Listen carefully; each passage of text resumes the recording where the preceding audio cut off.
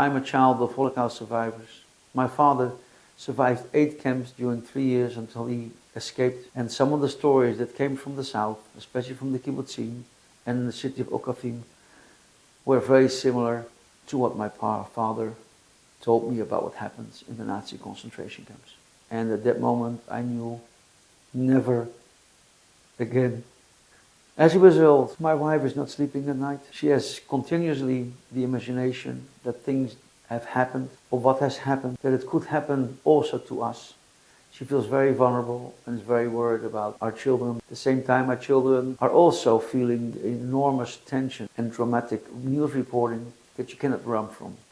And Israel is not the same anymore.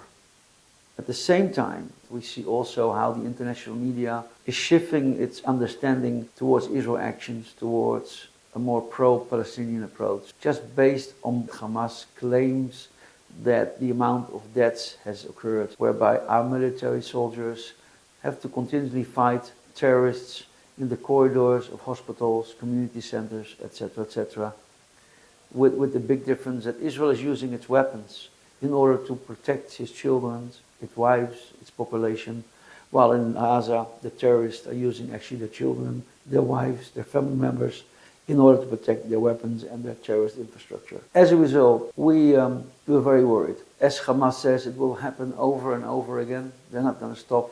Also on the West Bank we have a threat.